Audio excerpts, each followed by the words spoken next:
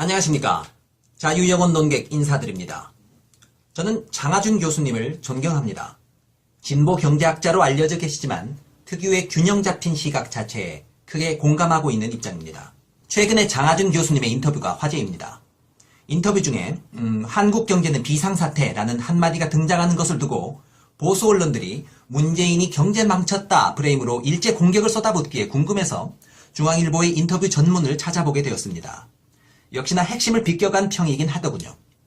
문재인 정부의 소득주도 성장이나 분배정책 탓에 비상사태라는 것도 아니었고 장기적 사이클의 대전환점에 현재 우리가 놓여 있으니 시류를 읽고 상황에 현명하게 대처하여 향후 수십 년에 대비하자는 자세가 절실히 필요한 시점이다 정도가 그의 핵심적인 요지였고요. 그 절실함에 대한 강조를 담는 과정에서 한국 경제는 비상사태라는 워딩을 하셨던 것으로 이해할 수 있었습니다. 개인적으로는 우리나라 특유의 좌우 진영에 얽매인 경직된 사고를 비판하시며 그것에서 벗어나야 일단 올바른 지향점을 편견 없이 바라볼 수 있다라고 말씀 주신 부분은 특히 의미 있었다고 봅니다. 일단 그가 말하는 성공하는 나라의 지향점에 대한 설명을 그대로 소개해드리죠. 복지를 말하면 유럽에선 보수 정치로 보지만 한국에선 빨갱이라고 여긴다. 그러나 진영 논리와 글로벌 스탠다드에 얽매이지 않고 자기 길을 꾸준히 간 나라가 성공한다. 정부와 재벌이 대타협을 하고 20년, 30년 후 복지국가를 건설해 안전망을 확보한다는 목표로 우리 현실에 맞는 모델을 찾아내야 한다. 즉, 좌우 진영 논리 따위에서 벗어나 복지와 산업화 모두가 균형 있게 추구된 30년 뒤를 바라보는 긴 안목으로 오늘의 정책이 세워져야 한다는 말씀으로 이해하였습니다. 그런데 좌우 이분법에서 탈출하자는 말은 알겠는데 유럽에서는 복지를 말하면 이걸 보수 정치로 본다고? 아무리 그래도 복지가 보수 정치인들이 추구하는 가치는 아니지 않나? 하고 의구심을 가질 분들이 계실 수 있다고 봅니다. 오늘 제가 깊이 있게 논의해볼 부분은 바로 이 지점인데요. 복지는 과연 좌파의 전유물이 맞는가?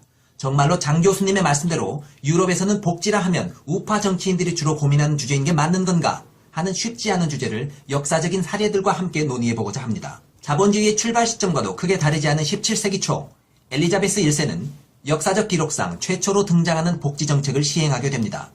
일명 구빈법이라고 알려진 법이죠. 당시 구빈법이 등장하게 된 배경에는 자본주의의 시작을 알리는 대전환기의 움직임이 있었죠. 이게 바로 자본주의의 시작을 알리는 대전환의 움직임으로 알려진 인클로저 운동입니다. 농장주는 소작지로서 제공하던 농지를 모두 몰수하여 전문적인 상업적 목축지역으로 탈바꿈시키게 되었고 이 과정에서 기존의 소작농들은 삶의 터전을 잃고 도시의 빈민으로 유입되었습니다. 이로 인해 값싼 노동력이 쉽게 확보되어 도시의 자본주의는 크게 발전할 수 있었습니다. 동시에 제한 없는 자본주의는 불평등의 심화라는 특유의 폐단을 누적시키며 도시 빈민의 폭증을 가져오기도 했죠. 그런데 그 도시 빈민의 폭증이 큰 사회 갈등으로 이어지지 않고 자본가들은 어느 정도 안정적인 노동력 제공을 받으며 초기 자본주의는 큰 문제 없이 발전해 갔습니다. 그게 가능했던 것은 왜일까요? 바로 구빈법이라는 적절한 복지 정책이 시기의 차이를 두지 않고 바로 부조리의 진화에 나설 수 있었기 때문입니다. 그런데 이 현상에서의 핵심적인 특이점은 자본주의를 가속화시켰던 국왕 및 보수주의자들이 바로 복지 정책을 연구하고 적용시키려 했던 바로 그 똑같은 보수주의자들이라는 점입니다. 노동자들을 대변하는 세력인 사회주의자들이 등장하여 자본가들과 스스로를 구분짓고 투쟁하여 얻어낸 결과가 아니라 자본주의의 발전 드라이브를 걸었던 보수주의자들 스스로가 자신들 정책의 안정적인 유지를 위해 적극적으로 고안하고 연구 발전시킨 게 복지제도라는 것입니다. 결국 자본주의 산업 발전에 드라이브를 거는 쪽에서 스스로 자신의 정책의 완결성을 위해 연구 발전시켰던 것이 유럽 역사 속의 복지정책이었기에 유럽에서 복지정책은 보수 우파 정치인들이 주장하는 것으로 인식될 수 있었던 것입니다. 이러한 보수주의자들의 복지정책 추구 사례는 인클로저 운동과 구빈법의 경우에서만 드러나는 게 아닙니다. 더욱 대표적인 사례로서는 독일의 극우 철혈 재상 비스마르크의 예가 있다고 할 수 있겠죠. 19세기 말 자본주의 강국 독일의 기틀을 다진 철혈 재상 비스마르크. 독일을 통일한 재상으로 크게 알려져 있지만 대내적으로는 강력한 자유주의적 성장 드라이브를 걸어 독일의 산업을 비약적으로 발전시킨 바로 그 주인공이기도 합니다. 일단 보호 관세를 통해 자국 산업 보호의 기틀을 마련한 뒤 1870년에 프로이센 프랑스 전쟁 승리로 인한 막대한 배상금을 바탕으로 새로운 기업들이 클 수 있게 전폭적인 지지를 아끼지 않았죠. 비스마르크의 지휘 아래 독일의 자본주의는 비약적으로 성장할 수 있었고 오늘날의 산업 강국 독일의 기본적인 틀이 마련될 수 있게 되었습니다. 그런데 아이러니하게도 그의 이 강력하고도 안정적인 자본주의 성장 드라이브의 기틀을 마련할 수 있었던 정책은 다름 아닌 그의 복지정책이었습니다. 바로 사회보장제도라는 초강력 복지정책이죠. 오늘날까지도 그 틀이 유지되는, 즉 세대를 거쳐 원형이 보존될 만큼의 우수하고 실용적인 복지정책, 그게 비스마르크가 초강력 성장 드라이브를 걸 수 있었던 배경적인 틀이 되었습니다. 이게 선뜻 이해가 쉽지 않은 분들도 계실 겁니다. 일단 머릿속에 복지 하면 노사 갈등이나 파업 등과 관련된 사회주의적 정책, 빨갱이 등과 연결되는 개념으로 정리되어 있는 분들이 보시기엔 이게 뭔 소린가 싶으실 겁니다. 비스마르크가 오늘날 복지정책의 핵심과도 같은 사회보장제도를 세계 최초로 고안한 사람이라면 과연 그 사람이 우파 정치인이 맞는 건가?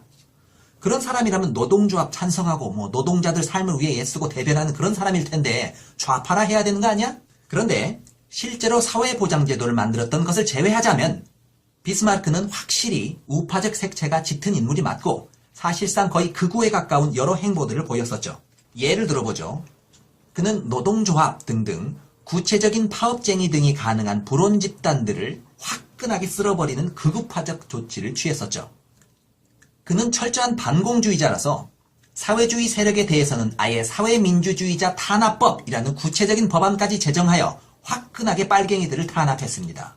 노조를 만들어서 파업하거나 하는 등의 집단적 움직임이 조금이라도 엿보이면 바로 사민주의 탄압법에 근거하여 씨를 말려버리는 등 공산주의로 가는 쌍만 보여도 바로 응징해버리는 극우 반공주의자로서의 강력한 면모를 보였던 사람입니다. 그렇다면 이분은 노동자들을 대변하거나 특별히 예뻐하는 것 같지도 않은데 왜 극도로 노동자 편의주의적인 복지정책, 즉 사회보장제도를 그것도 세계에서 최초로 고안하게 되었을까요? 그 동기는 사실 그들이 들고 일어서서 생기는 사회 혼란이 그들을 챙기느라 들어갈 사회적 수고보다 훨씬 크다는 것을 그가 알고 있었기 때문입니다.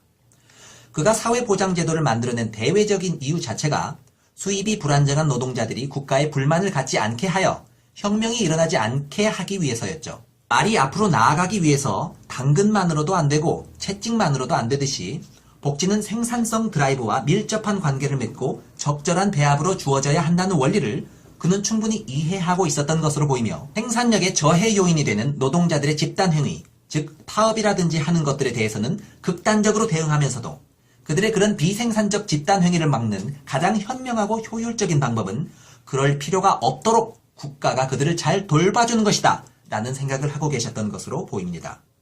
이런 것들을 보자면 복지정책이라는 게 좌파들의 전유물이라고 생각하는 단순한 도식이 얼마나 어처구니 없는 것인지가 여실히 드러납니다. 내부적인 사회 갈등이 최소화되면서도 강력한 국가 주도의 산업화를 이뤄냈던 19세기 말 독일의 예는 현재 우리나라의 경제정책 수립에도 큰 시사점을 제공합니다. 현재 우리나라는 차세대 산업 육성을 위해 총력을 기울여야 할 대전환점에 놓여 있습니다. 장하준 케임브리지 대학 교수님은 한국 경제의 문제는 재벌이 너무 많이 가져가서도 아니고 규제가 너무 많아서도 아니다.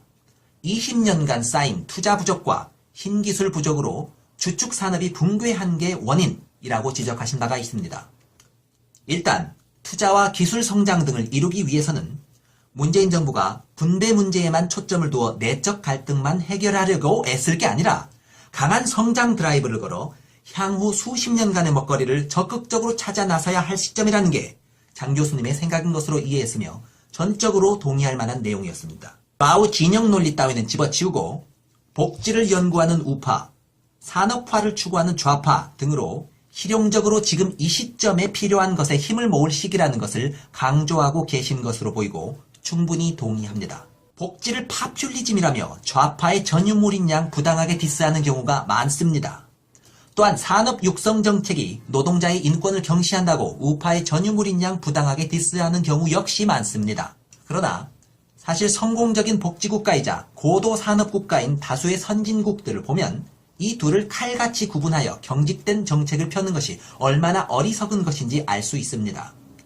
두 개는 하나의 유기체로서 서로의 단점을 보완하며 적절하게 제공되어야 하고 실제 자본주의의 발전은 언제나 그런 식으로 이루어져 왔습니다. 강력한 성장 드라이브와 적절한 복지의 제공이 균형 있게 추구되는 정책을 지향하여 사회 갈등 없는 안정발전이 지속적으로 추구되는 사회.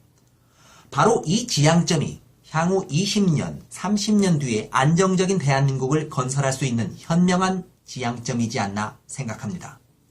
마치겠습니다.